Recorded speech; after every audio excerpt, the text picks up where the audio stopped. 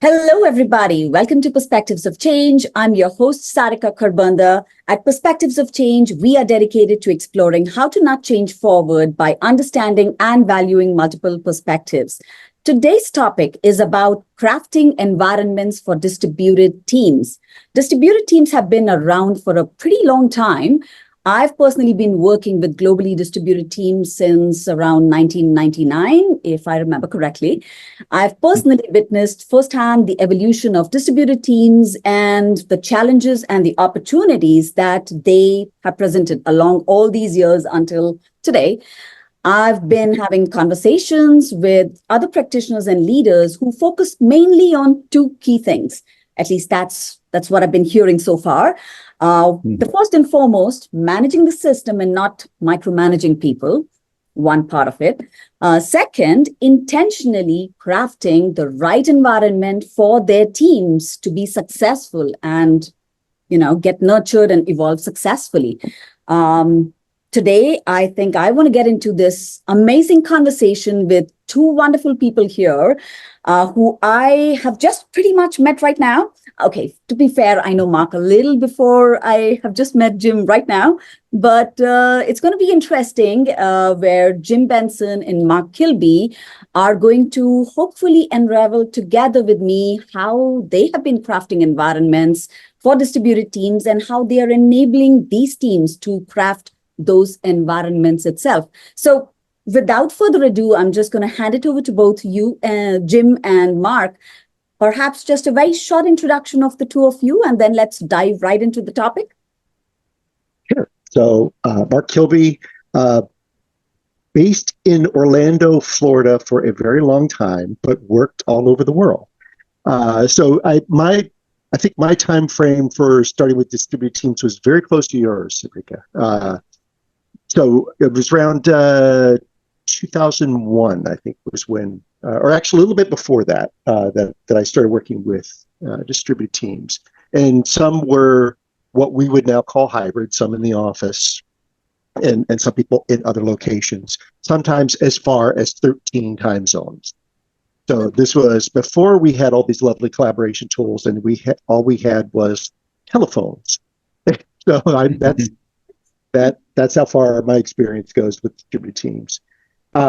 Worked in a number of different industries, mostly in an IT setting, but work with marketing and sales and customer support. Now we call them customer success as well. And so all these different roles, all spread over multiple time zones and multiple locations, and trying to figure out how do we collaborate well together. So that's me in a nutshell. Awesome. All right, I will take that baton. So in the 90s, I was a civil engineer and an urban planner. I used to build giant things like freeways and subways and transit systems in cities. And you obviously don't do that with a small team. And in the field, in consulting engineering, you always teamed with other companies. So your teams were always distributed. You just had no choice. I mean, there was no way that one company could have all of the things that you needed. And if you did, at least in the States, no government agency would hire you because they want to spread the work around, right? Mm-hmm. So every project that we had would be a conglomeration of different companies coming together with different people, many of whom hadn't met before. And then suddenly they had to build this thing that would take, years of their lives. And again, like Mark said, it was before email. So it was a lot of faxing, and a lot of flying, and a lot of hanging out at other people's offices and stuff. And for me, the act of collaboration on any project is a gift. It's a beautiful thing when you can come together with other people and have a goal and seek out that goal and finish it. And that's what we try and do with what we call the right environment. So you kind of fast forward to today, and some tools that we have now that we didn't have back then, which I really wish we did, are the ability to visualize work in all sorts of ways, the ability to track relationships and conversations like we've never had before. So there's a way now for distributed groups and teams doing very fast-paced work to remain in alignment, to make sure everybody's cared for, to make sure that nobody's overloaded, to make sure that work is flowing smoothly, and also, most importantly, to make sure that when a reason to change shows up, people know enough about their work to be able to change to end, and that they're in a safe enough space to be able to say change needs to happen here. So true. I am actually wondering, and I have, I'm actually wondering, maybe we want to also be a little more specific as we, before we dive into this conversation, we've all got this whole distributed context we've come from. Maybe we want to set the stage with what do you really mean by distributed? You've seen this from your experience coming in all the way from 90s, but just to bring that alignment for our audience here, our viewers and listeners, to be specific, what is distributed? You want to start that, Mark? Because I was watching your grin and I was waiting to see if you're going to jump in. So, first of all, we have all the wrong terms for this space. Remote, distributed, dispersed. It sounds like some biology experiment when you hear all these different terms. And also, while I know it works well for marketing, I really dislike the term remote because it has that feeling of us versus them. So when I started writing about this, 2013, 2014, in that time frame, I wanted to come up with a different way to express where people were. And so one of the first ways I looked at it is, all right, sometimes we have people in a central office and a few people working remotely. It might be from a home, it might be from a co-working space, but they're almost like satellites orbiting the main space where everyone else is gathered. And then sometimes, and this is even more so in large corporations, you'll have clusters of people that are all part of the same team, at least that's what they say, but they're clusters that are spread out trying to collaborate. And what used to be more rare, but now we all experience this with the pandemic, is everyone being completely dispersed. Nobody's in the same location, all trying to collaborate. And that's the one that I used to refer to as the nebula team. I was kind of going for a space theme there, but everyone's kind of spaced out. Everyone's kind of in their own particular area of space and trying to figure out ways to collaborate. So those are three separate ways. There's other ways you can slice it, but that's what I've found in the years that I've worked with different distributed teams. So what I would say, and it was when I made the first distributed teams class on Modus Institute 11 or whatever years ago it was, that was the first challenge, was figuring out what that meant and what word to use. And after a while, it was just like any word that I used was going to be arbitrary, and any definition that I used was going to be arbitrary. So for me, what we're talking about is anytime one or two or more people are working on something where they're not in the same physical space. Just that simple. And the reason that that's important is because when you're physically with other people, you get the gift of pause. But right now, if the three of us just had a nice pause, it would drive everybody crazy, because once you get on a screen, it's just got to be all action all the time. It's got to be, it's just Bruce Willis City, frenetic stuff. And so hopefully we nothing lose exploding. that ability to just kind of hang out. And it ends up that's when the brain does a lot of its processing. And so that's why it becomes more difficult when you have people who aren't in the same place, for them to, like I said earlier, to stay in alignment and to deal with weird. And work is mostly weird. And before, we never set up standard work to deal with weird. And now we have to, and no one knows how to do it. Yeah, weird all the time.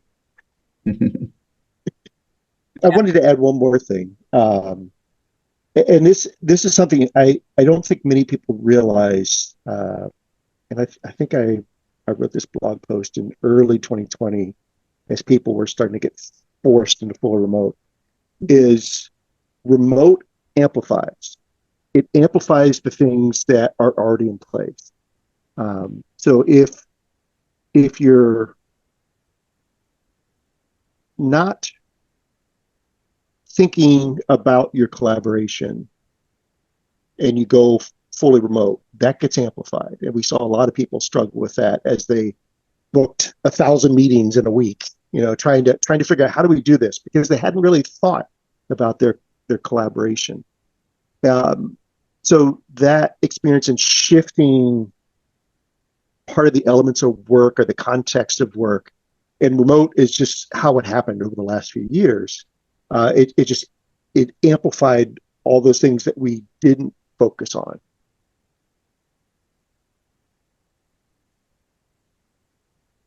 I'm intentionally leaving the pause. It was beautiful. Here. No, I think this is good. And this question of mine has been very intentional, because it's tough otherwise for people to align on what distributed means, and everybody goes away thinking 10 other things. And I hear the same from both of you, so which is really good. Perhaps another stage setting question I would ask before we actually get into crafting the environment itself, and then I heard you say that, Jim, already, you refer to this as the right environment. So I'm going to pose two questions there. One, how do you define, or what defines the right environment?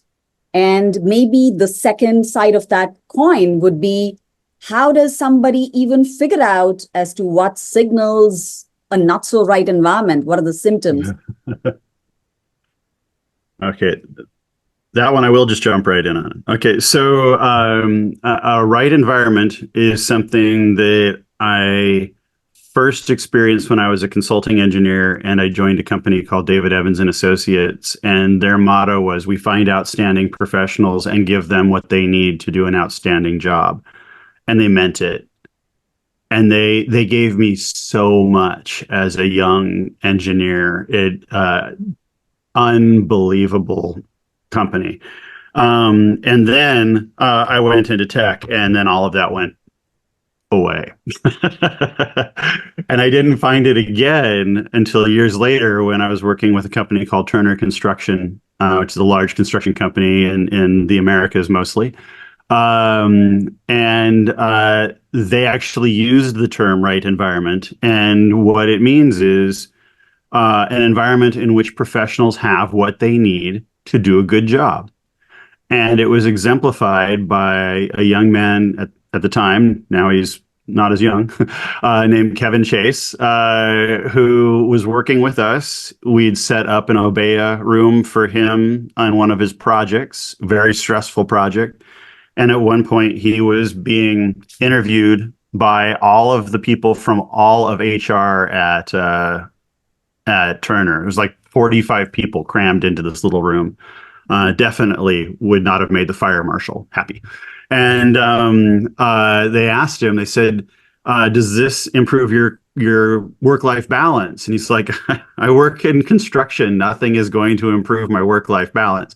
He said, but he said, when my work is up here on the wall, there was several layers to the hierarchy at Turner. So he had a boss, his boss had a boss, his boss had a boss, that boss had a boss. So there was like 4 or 5 layers of management on top of him, all of whom were touching the project and all of whom could step in based on what was going on at any time. And so whenever he was doing something, it was on the board, and then there were visual flags that said, Charlie needs to be involved at this point, and Rick needs to be involved in this point, and so on and so forth. And so he said, so now when I get together and talk to these people, I'm not defending what I'm doing anymore because they can see it. They're not always worried that I need help because they can see that. And he said, and this lets me act with confidence. And I I started to cry because in our role, you don't get gifts like that very often, where somebody actually understands what you've set up with them and that they actually value it and that they can articulate that. And so that's like the first story in the collaboration equation book is that story. And that's how I define the right environment, is that gave Kevin not just the tools that he needed to do a good job, but it literally gave him the culture to do a good job.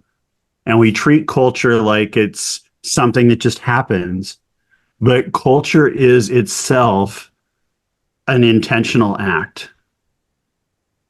And if we don't treat it with that type of intentionality, then we will always get a bad culture. So that answers both sides of your question, I think. How do we know when we have it? We can feel it.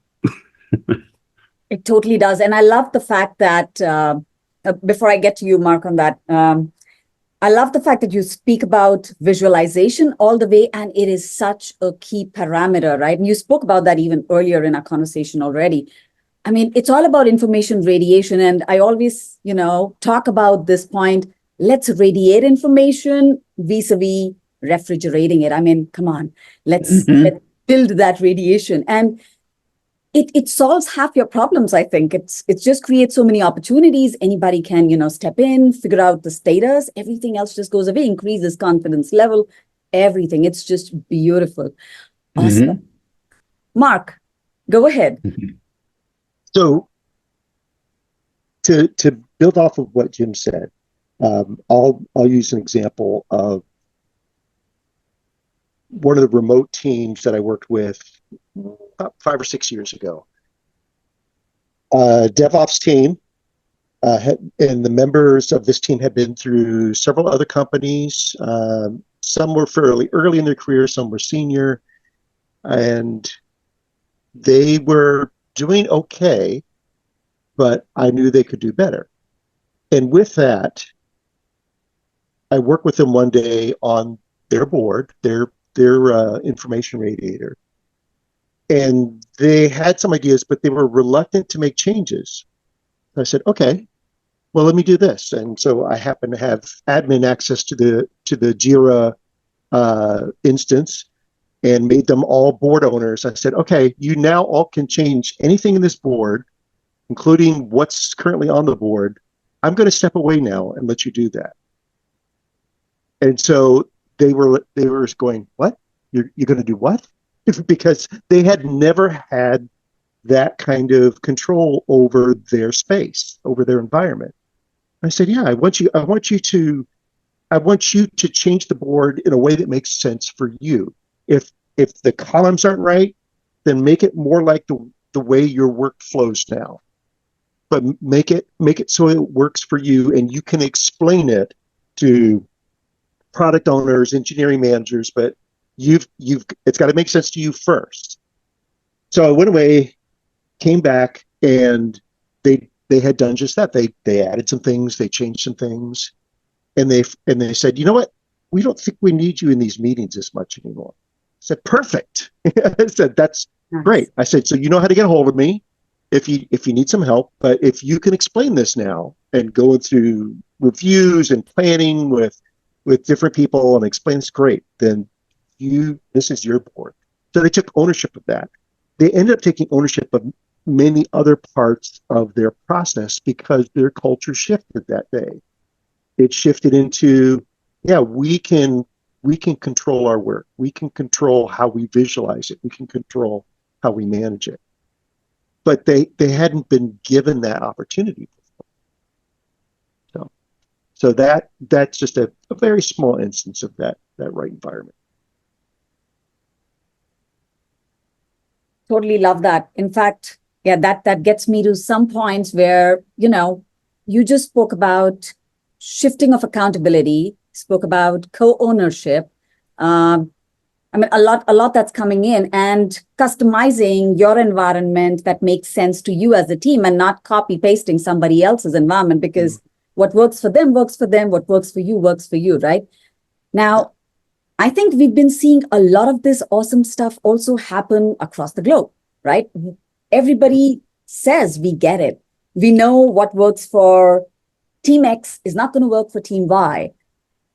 But we're still trying to copy paste stuff from each other and not focus on our own or nurturing our own environment. So I'm curious to put that question out there to both of you and figure out, where are we stuck, right? I mean, there has to be a place where we are stuck, I don't know, as organizations, as teams, as leaders, maybe different roles, but in general, where are we stuck? What are you seeing? So I'll jump in first because I can almost guess what Jim will say to this one, but but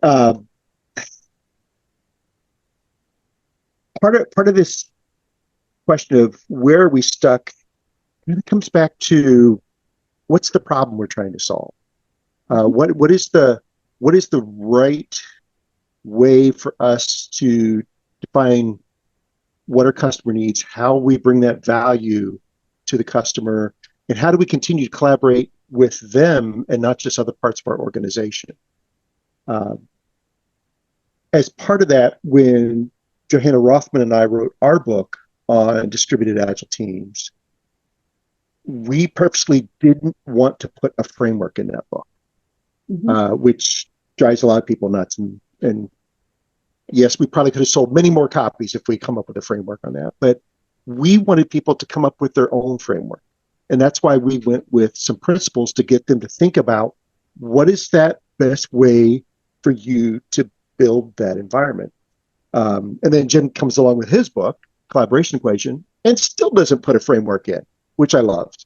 So instead, Jim gives a bunch of tools to really allow any group, not just a team, but any organized group that wants to collaborate to figure out what is the best way for us to address that. So I'll hand it over to Jim and let him take it from there.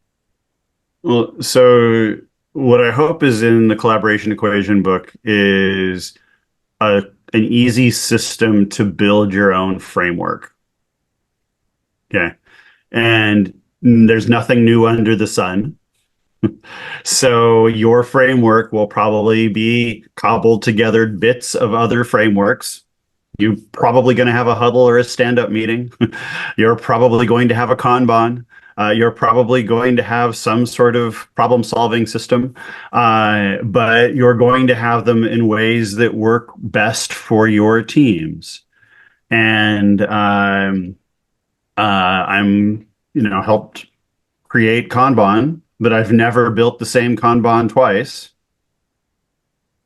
because I've never had the same project twice. And we all, visualize our work, but we don't. We think we do, but we don't.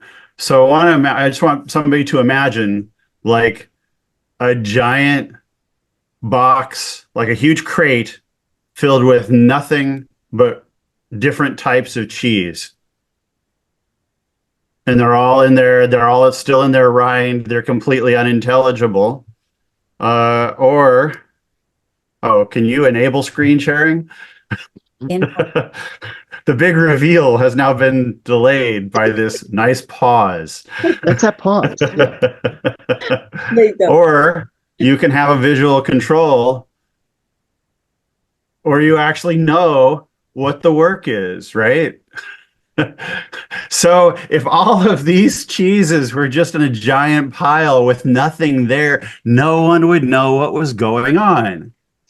All right. It's like not visualizing your work is so ridiculously harmful that it defies explanation why we would ever put ourselves through that. And the reason is because we all know that we should eat more vegetables. We all know that we should exercise, but we don't. So I just want to grab one of these boards here. I want to grab this board. Mark's tired of seeing this board. There's actually a better view of it than he's probably seen before. I'm finding all these old photos lately. So this is a visualization of work to procure everything needed to build the Columbia Business School new couple of buildings years ago. And this is a Kanban, and it runs vertically from top to bottom. And you know what's in flight when there's a Post-it note with a color-coded magnet on it. And then there's tons of data behind it about when they expected it to be done, when it was actually done, and what the delays were. So every single phase of this purchase, from starting all the way down to having a completed contract, everything was studied and improved along the way. And I didn't build this. I left them with a board like I would build that flowed from left to right and blah, blah, blah, blah, blah. And they decided that they didn't want that. And so they built this. And when people do that, that's how you know two things. One is that they are, that they've built something that is sustainable. And the other thing is that they build something that they own. So the original board literally looked like this.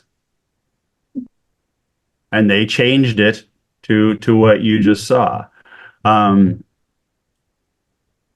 The act of visualization is survival for any team. But we've been used to turning over our freedom and our free will to a couple of people who plan all of our work for us. And then when they do that, they know things we don't. And then we can't, as Kevin said, act with confidence because we don't know what's going on. Mm-hmm. And another thing, and I'm glad you showed those, Jim, because when we think about visualization, the other part is, does everyone have the same visual? So there's a visual component to this podcast, but there's an audio only version. So some of the people who are listening to audio going, I can't see the pictures. Where's the cheese? Where's the cheese? Yeah, but when you're imagining a deli setup of cheese where every bit of cheese is well labeled, you see prices and type and where it's from and when it was there, that's the kind of visualization you're looking at. Or some of the others that Jim showed where they went from a somewhat complex board of 15 stages, I counted quickly there, or that more sophisticated one that really allowed that group to see their whole work of 33 different swim lanes that are vertical, not horizontal, and those same 15 stages going down the one side with information everywhere, but it made sense to that team. Yep. And does everyone have access to that same visualization? That's another key. Yep. And is it silly? Yes. Yeah. If boards don't devolve into silliness at some point, then you know that your team isn't paying attention to the board. Every single time you know a team owns an Obeya or a visualization because they do something silly in it, which is why certain products that don't allow you to get silly because there's just no silly built into them, that's why people don't like them. Silly is business. And if it's not, then you're just there for the money. Completely agree. Yeah, I'm already grabbing a number of pointers from all of this conversation. And thank you, Mark, for summarizing that for the audio piece. I would have done that if you hadn't, but thank you. This helps a lot. So interestingly, I also picked up, but before that, maybe I'm just going to summarize that piece because it's more like we want people to be a chef, right? We're providing them with the tools, we're providing them with a lot of stuff, not a framework, not a model, but we're providing them with pretty much everything. And then they need to also figure out what to use when. That's also a kind of, let's say, state that they start to build into their DNA. Oh, now I'm actually saying enable the change DNA, but yeah, okay. But that is true, right? Because only I as one team know which tool I want to use when, or which which thought I want to share with my colleague in that environment, right? Being there in that moment with my colleagues, peers, no matter which time zone they are in, which culture they belong to, or, you know, anything of that sort. My collaboration begins in that way within that environment with my peers, doesn't it? Mm-hmm. Very much so.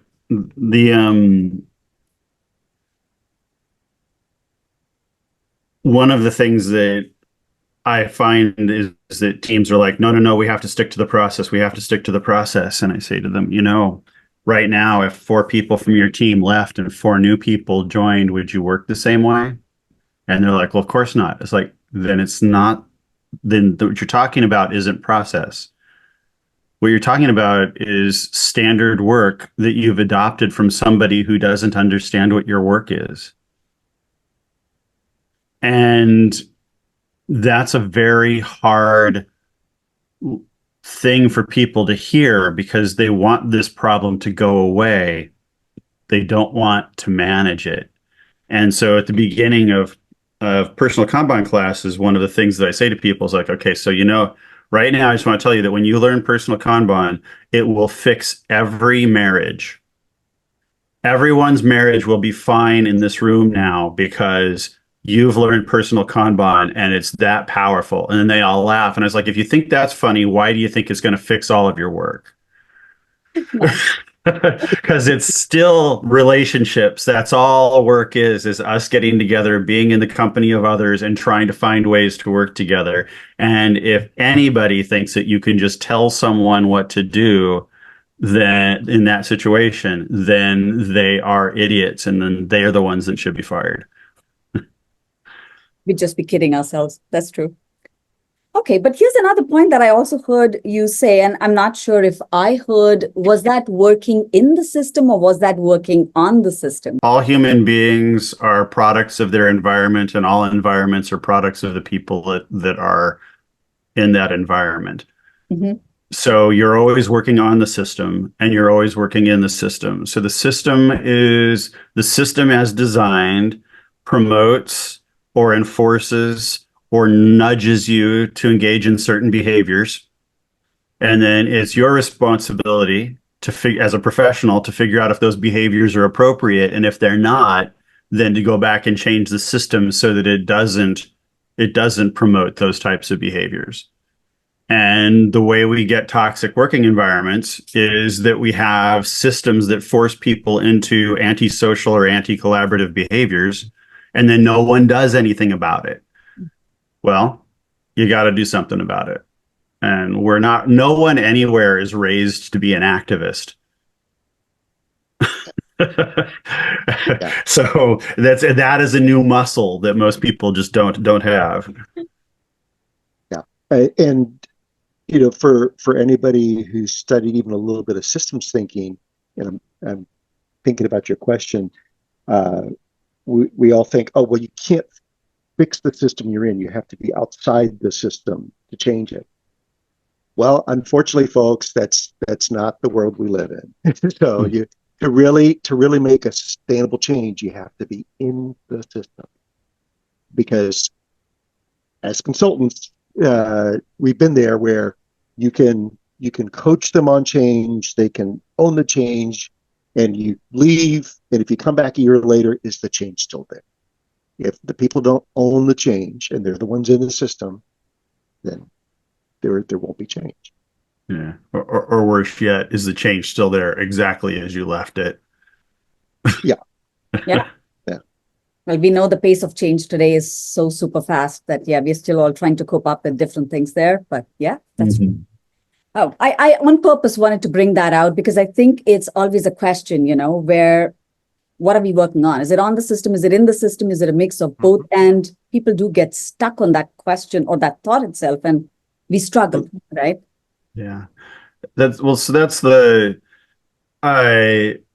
are semantic arguments, but there are a lot of false equivalency and false dichotomy arguments that we have with people who sometimes I don't want to put it like this, but I can't think of another way to put it, who get too clever for their own good. And they're like, I can't figure out the difference between this or this. And it's like, that's the reason, is because you're trying to figure out the differences between two parts of the same thing. Mm. And so it's like, there isn't a reason to figure out the differences, but there is a reason to figure out the synergies. There is a reason to figure out how they fit together and how they work together, and to stop making them two different things. So culture and process. In Agile, there's a thing called the Agile Manifesto, which is kind of like the 10 commandments of Agile. And the very first thing it says is individuals and actions over processes and tools, which is like the single most idiotic statement one could possibly have, because individuals only interact through processes and tools. If you bifurcate those two things, you get a bunch of people just talking randomly, and then some things that they should be paying attention to that they're not, because they've been told that just talking randomly is important. And so we really have to be careful about the words that we use around these things, because they do gain nearly religious significance, and they end up being harmful for people to actually understand how they interact. Yeah. Okay. This got me thinking something else, but here's what I'm going to do. I'm going to park that thought for a moment. I'm going to ask anyway. So I hear a lot of opportunities in whatever both of you have been sharing so far. But I also hear challenges. I am wondering, do we want to make a couple challenges extremely explicit for people? What have you seen people struggle with the most? What challenges have you been observing? Maybe just top two, if that's not too many. Top two. Yeah, that's a tough one. There is so many.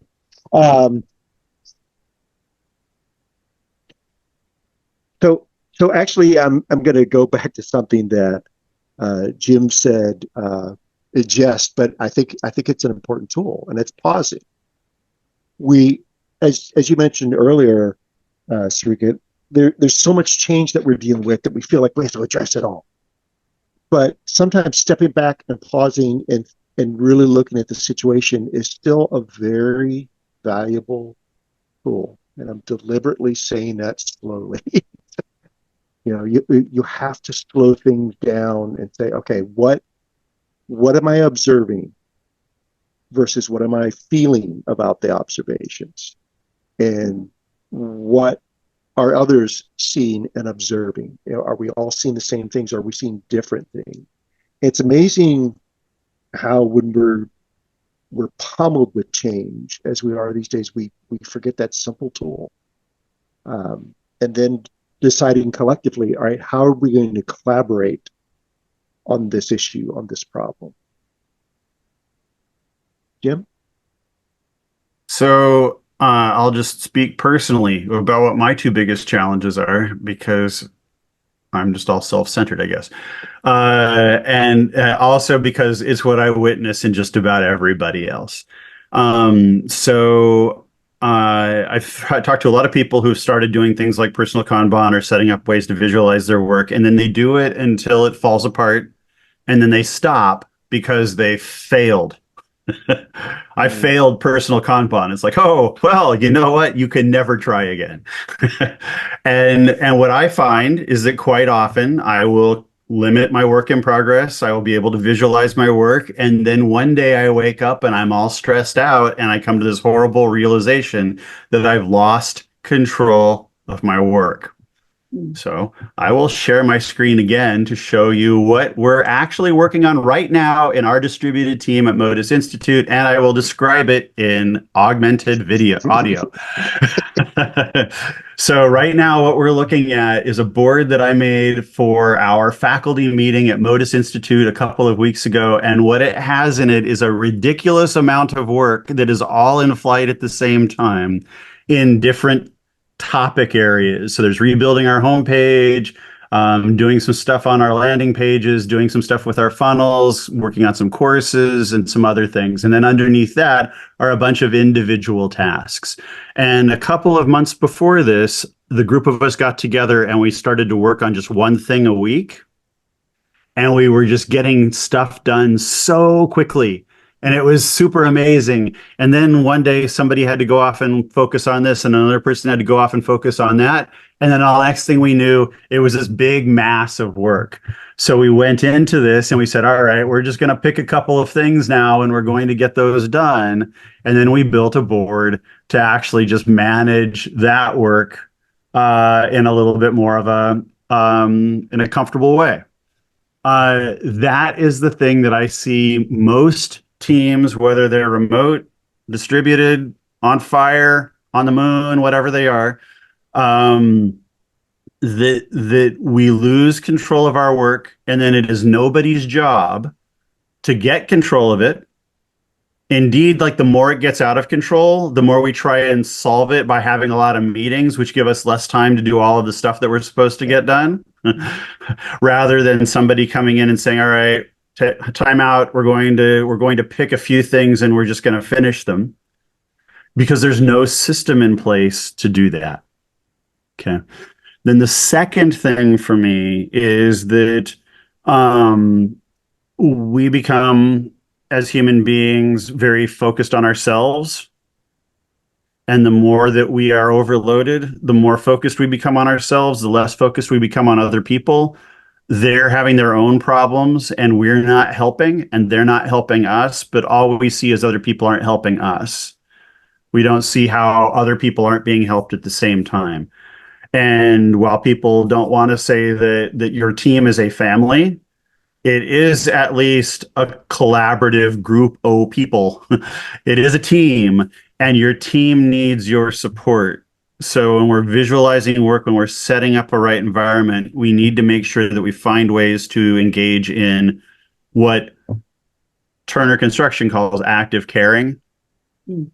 So if a 105-year-old, or that now 120-year-old construction company in New York made up of angry white men can figure out active caring, anyone can. All right. So we need, as a business operations imperative, to figure out how to care about each other, because if we don't, then we won't. And if we don't and we won't, then all of our work suffers because of it, because human beings are the mechanisms that get work done. That's my speech for today. That's my sermon. I love all the points so far, and now it's getting too long in my list to start to summarize. So in the interest of time, I'm going to put my last but one question out there. Okay. If somebody wanted to begin creating this right environment, right? And of course, I think I do want to, that's why I said last but one, because I do know that you guys are also doing a workshop soon enough, and maybe we want to, give some insight to our audience also about that, if they're interested, of course. And so my question is, if someone today, after listening to, this talk or sermon, as Jim just said, thinks that, okay, I've heard this, and now I want to build this right environment, or at least take the first 2 steps to do so. What would be your advice nuggets? What's the simplistic thing that people could start with? So, first of all, make sure you have the right people gathered to figure out that right environment. It should not be one person deciding for a team or a group. And as part of that, also discuss what are going to be some of your guiding principles. Is it going to be simplicity? Is it going to be respect? And yes, I could give you a list, but it would be best to ask the group gathered, what's going to be important principles for us to consider as we build this right environment? So I like how you framed that, like not another sermon, Jim. I didn't say that. So not you. So the the easiest first thing is to note that in the book and in the class that Mark and I have, we do have a right environment exercise, which is a 5-step exercise on how to basically build your own right environment. And it's wonderful, and we've used it in a lot of different verticals. So not just software, not just construction, but healthcare and a whole bunch of other things around the world. And that will be part of our upcoming workshop, which is on the 4th of April. And then also at Modus Institute in our class, in our distributed teams class, Mark and I teach about how to do this as well. And so in both of those places, you know, the online event or our workshop is, you have to attend it and it's at a certain time, but the course itself you can just take as self-paced, and we will give some, you know, some discount codes and stuff as we're signing off here. But the beauty of the right environment exercise is that it doesn't tell you this is what your culture is going to be. It just says this is how you can build your culture. So it is the hammers and the nails to build your house. It is not a strict blueprint, because every team is unique and you need to respect that uniqueness. Love it all. Okay, so just a quick summary from my side. Okay, having the right people gathered, so it's not a tell, but it's a co-creation. So have the right people there and, you know, co-create your guiding principles together with them and do the right environment exercise, right? These could be a couple of starting points, but now I also want to get to an action-oriented starting point, which is also a workshop, which I just heard, you know, that you guys are offering. So tell us a little more about, you know, give us some insight about when's the workshop, what can people hope to get from it, and what's the right audience for that workshop? Why should I? So as Jim said, you know, April 4th, so it's coming up soon. And in that workshop, we'll be taking people through that right environment exercise and not necessarily going through some prefabricated environment or company. We want people to come with their own existing environments and look at how they can recraft that into a right environment. And now certainly we do this in the self-paced course as well, but we also find that people working together in whether it's online or face-to-face, having them work together to look at the different kinds of environments they're dealing with and what elements might work for them. So combining, looking at their value streams, looking at their communications tools and how they use them, looking at what the charter of their work, and also how do we craft all of that into some visualization so we can track the health of our environment. Those are the kind of things that we help with in the workshop as well as the self-paced course.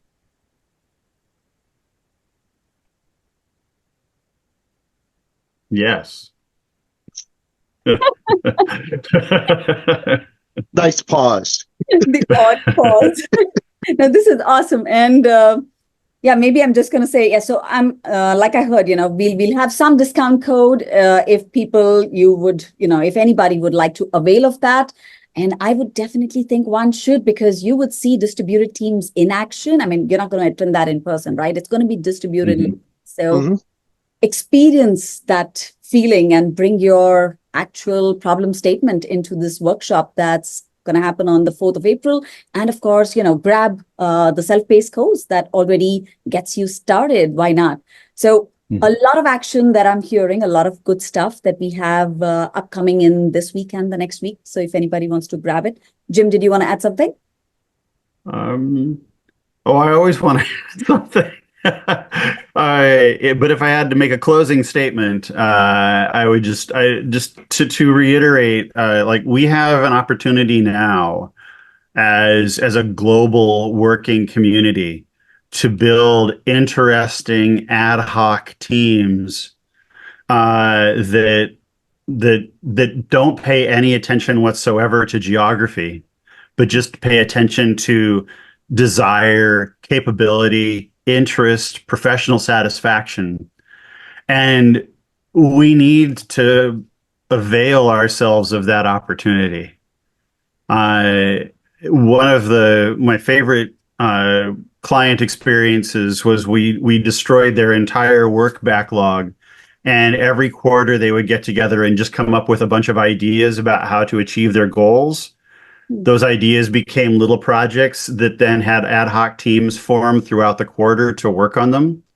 And then at the end of the quarter, they ended up moving much farther than they ever had before, because they weren't paying attention to the schedule. They were paying attention to the interestingness of the work. And I see that as a huge opportunity now for things that we could do, both gig economy and for people who are permanent residents on a team. And I want to see that work. I want to see that work really badly.